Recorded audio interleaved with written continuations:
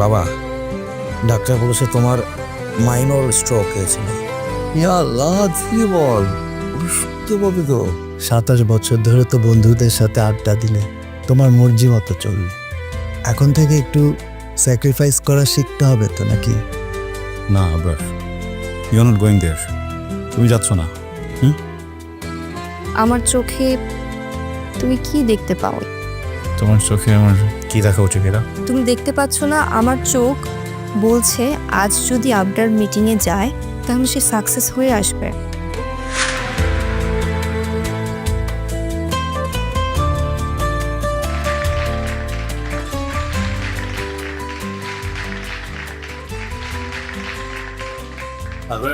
অসাধারণ ছিল, অসাধারণ। এটা ছিল তোর লাইফের ফার্স্ট মিটিং, কেউ বলতেই পারবে না এটা ছিল first corporate meeting. Well done ভাই। কি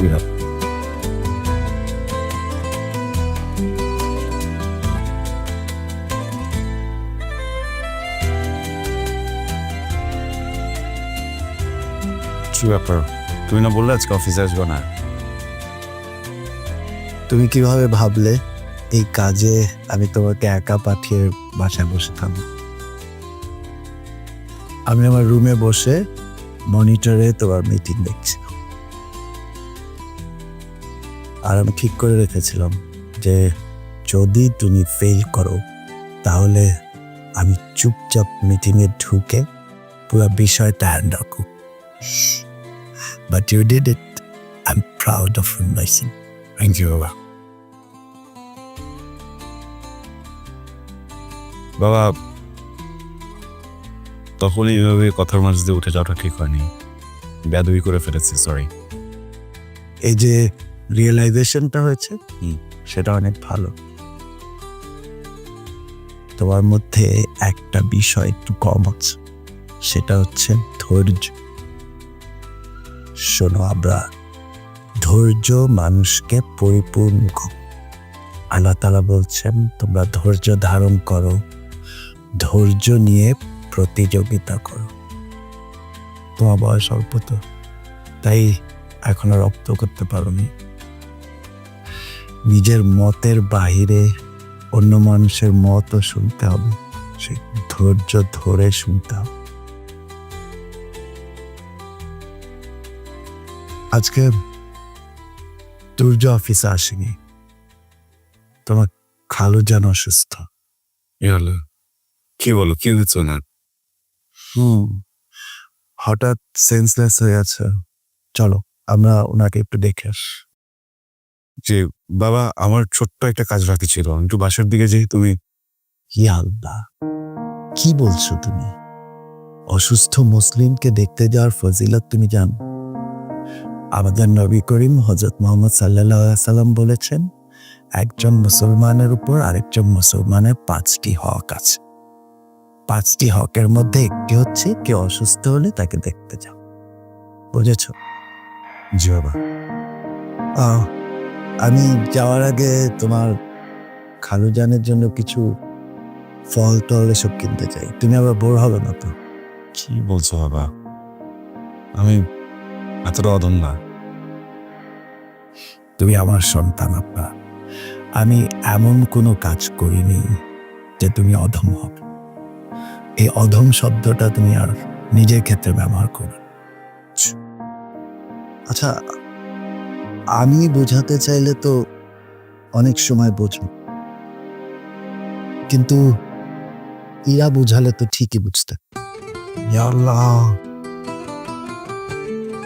বাবা, সবাই একটা কথা বলছে কিভাবে আসবে বলো? আচ্ছা ঠিক আছে, এইটা ঢাল দরকার নেই।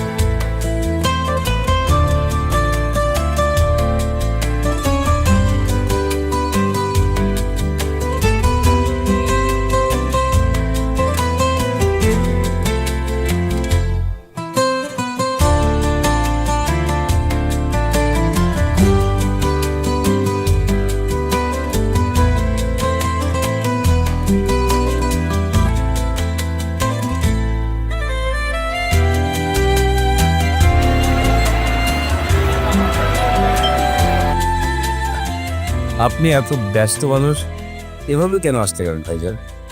কি বলেন মিজান ভাই, আপনি অসুস্থ আমি দেখতে আসবো না? আমি অসুস্থ হলে আপনি সব কাজ ফেলে আমাকে দেখতে যেতেন না? তা তো নিশ্চয়ই যেতাম।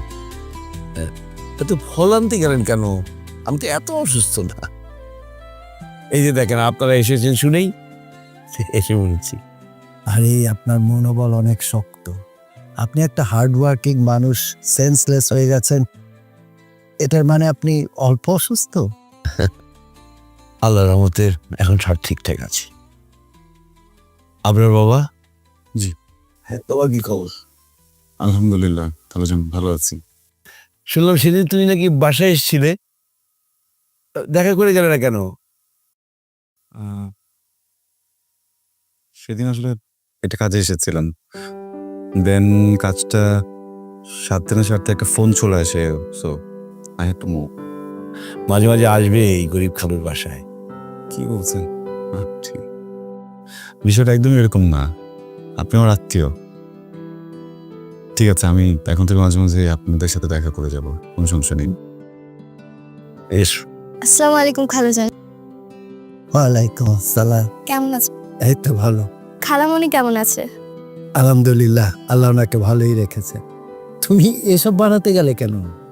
খালাজান আপনারা এসেছেন তাই একটু শরবত বানিয়েছি, তেমন কিছু না।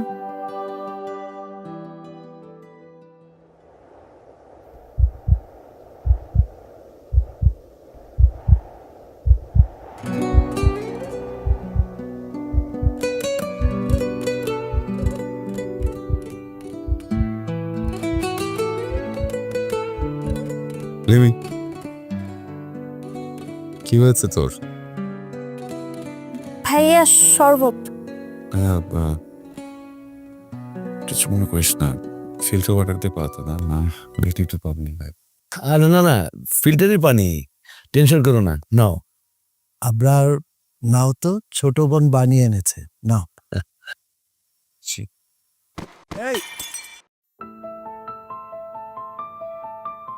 ভাইয়া সরি, এক্সট্রিমলি সরি, আমি ইচ্ছা করে করিনি। রিমি, একটা মানুষ এতটা কেয়ারলেস কিভাবে হয়? ভাই আমি পরিষ্কার করে দিই। Please don't, please please.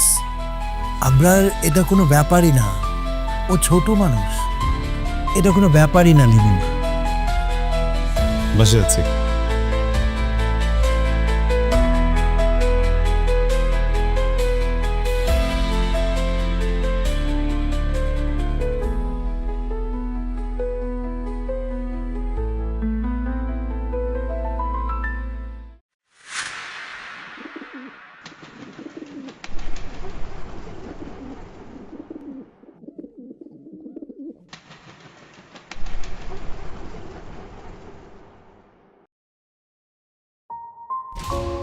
এই রিমি, একটা মানুষ এতটা কেয়ারলেস কিভাবে হয়? রিমি, আসতে পারি? হ্যাঁ ভাইয়া আসো না, জিজ্ঞাসা করছো কেন?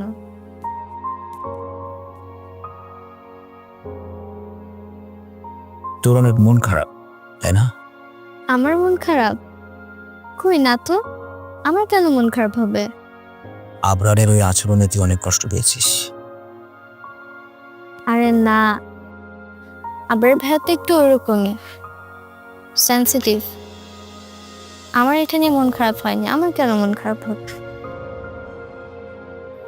দেখ, আমি তোকে একটা কথা বলি, আমি জানি আবরারকে তুই অনেক পছন্দ করিস, আর তুই তোর এই মনের কথাটা না আমার কাছে লুকাতে পারবি না। আমি এখন এটা নিয়ে আর কি বলবো ভাইয়া তোমাকে? শোন, আবরারের প্রতি তোর যে অনুভূতি সেটাকে শেষ করে দে, এটা সমাপ্তি ঘটিয়ে দে। একপাক্ষিক ভালোবাসা না অনেক কষ্ট দেয়। হুম। আমরা না তাদেরকে অনেক পছন্দ করে বসি, যাদের হৃদয়ের গভীরে আমাদের জন্য কোনো অনুভূতি থাকে না। হুম। শোন, তোকে একটা কথা বলি, আমরা ধনী ঘরের সন্তান, ও অনেক কিছু বুঝতে চায় না, মানে ওর সাথে আমাদের চিন্তা চেতনায় মিলবে না, মানে স্বভাবে মিলবে না। আর যদি অ্যাক্সিডেন্টলি তোদের মাঝে কিছু হয়েও যায়, মানে সে সম্পর্কটাও না টিকবে না। আর একটা কথা, আমাদের মা কিন্তু আবরাদের পছন্দ করে না, এই বিষয়টাও তোকে বুঝতে হবে। মা আজকে বাসায় ছিল, কিন্তু একটা বারের জন্য ওদের সামনে আসলো না, অথচ তোমাকে মিথ্যা কথা বলতে হলো যে মা বাসায় নেই। আসলে দেখ, আমাদের তো জন্ম হয়েছে অনেক পরে, ওদের সাথে হয়তো আমাদের এমন কোনো অতীত আছে যেটা আমরা জানি না। আমরা হয়তো ছোট ছিলাম, ভুলে গেছি কিংবা বুঝতে পারিনি। মা কিন্তু এমনি খুব ভালো মানুষ। এই যে আমরা ওদের সাথে মিশি, জোর করলে কিন্তু আমরা মিশতে পারতাম না। আর মা যদি এত কড়াকড়ি ভাবে শাসন করতো, তাহলে তুমিও ওদের কোম্পানিতে চাকরি করতে পারতে না। মা কিন্তু জোর করেনি। হ্যাঁ, তা অবশ্য ঠিক, মা না করেনি। আচ্ছা, তুই এসব বাদ দে, তুই মাথা থেকে এসব চিন্তা একদম ঝেড়ে ফেল। তুই তোর পড়াশোনায় মনোযোগ দে। আমরা তোকে পড়াশোনা করাচ্ছি, তুই শুধুমাত্র তোর পড়াশোনায় মনোযোগ দে। আমার পড়াশোনা নিয়ে আমি সিরিয়াস আছি ভাইয়া। তুই সিরিয়াসনেস আরো বাড়া। শোন, আমাদের বাবা মার বয়স হচ্ছে, এই যে দেখ বাবা অসুস্থ হলো, মানে আমরা এমন একটা বয়সে এসে গেছি যে আমাদের বাবা মা দিনে দিনে বার্ধক্যের দিকে ধাবিত হচ্ছে। সময়টাকে যদি আটকে রাখা যেত, তাহলে কতই না ভালো হতো, তাই না ভাইয়া? হ্যাঁ, সেটা তো ভালো হতোই। সময়কে যদি আটকানো যেত, তাহলে সব সন্তানেরা তাদের বাবা মায়ের বার্ধক্যকে আটকে রাখত। সন্তানের চোখের সামনে বাবা মায়ের দিনে দিনে এই বৃদ্ধ হয়ে যাওয়াটা না অনেক কষ্টের। মা কি করে? মা বাবার সাথে বসে কথা বলছে। আমি তাহলে একটু যাই, বাবার সাথে কথা বলি, আমার ভালো লাগবে। আচ্ছা, তুই যা। আর শোন, আবরারকে নিয়ে যে উপদেশগুলো দিলাম, এগুলোকে উপদেশ ভাবিস বা আদেশ ভাবিস, যেটাই ভাবিস মাথায় রাখিস। ঠিক আছে।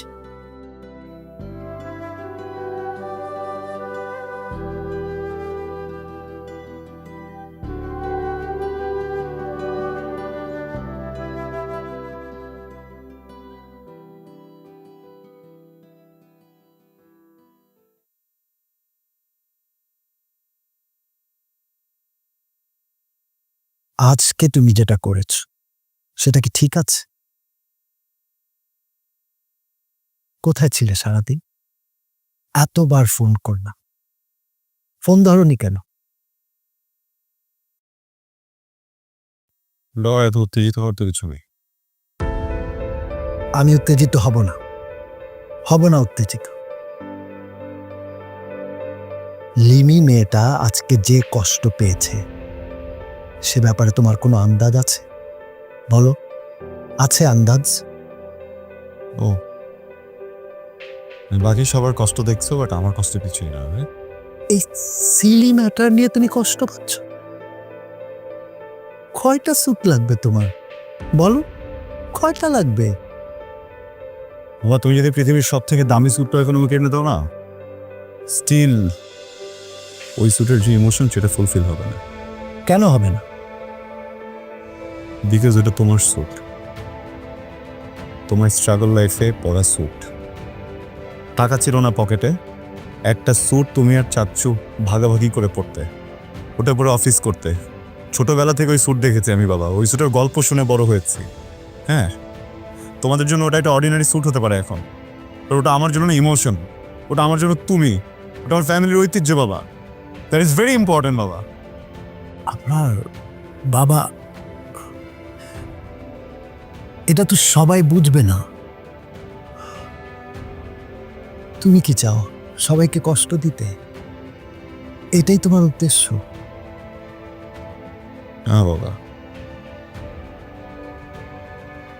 আমি চাই না আমার জন্য কেউ কষ্ট পাক, আমার উদ্দেশ্য না। আম সরি। আমি তোমার ইমোশনটা বুঝতে পারছি, কিন্তু তোমার তরিকাটা বল।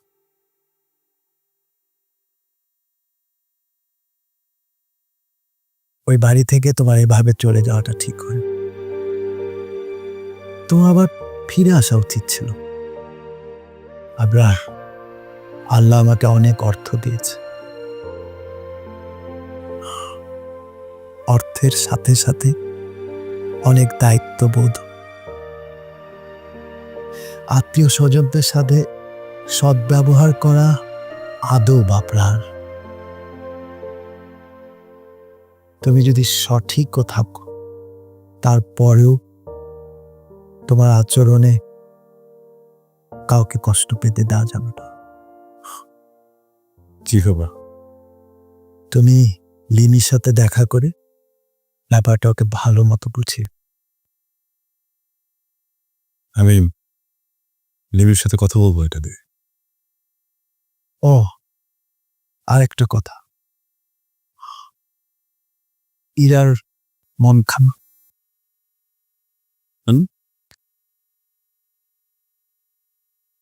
আজকে ওর একটা প্রমোশন হওয়ার কথা ছিল, সেটা হয়নি। আকরাম বলল মেয়েটা নিজেকে নিজের রুমের মধ্যে একদম লক করে রেখেছে। তো অনেক পরিশ্রম করেছে লাস্ট কিছুদিন, এটা শুনে কষ্ট পাচ্ছে অনেক।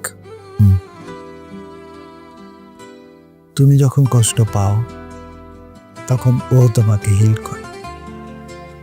এখন তোমার কাজ হচ্ছে ওর পাশে থাকা এই সময়। টেনশন করো, I'll be there.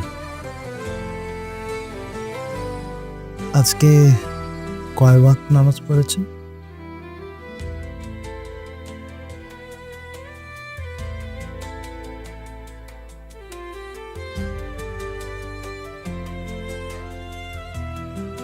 আসরের ওয়াক্তে করেছি। এখন এশার ওয়াক্ত আছে, নামাজ পড়ে তারপর ইরার সাথে দেখা করতে যাবে।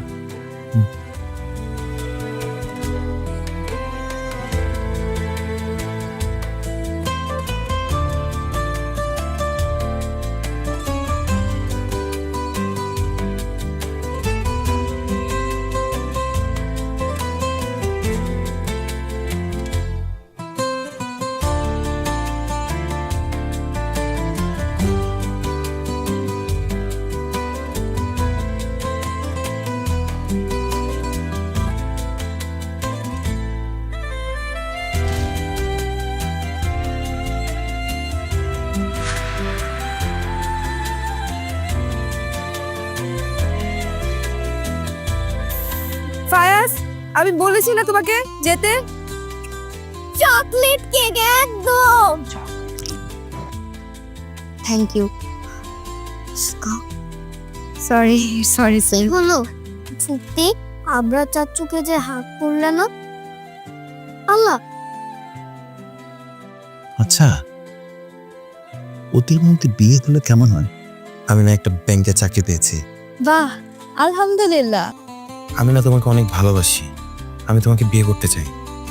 আমি কোনোদিনই তোমার সাথে প্রেম করতে চাইনি, আমি চেয়েছি হালাল বন্ধনে আবদ্ধ হতে।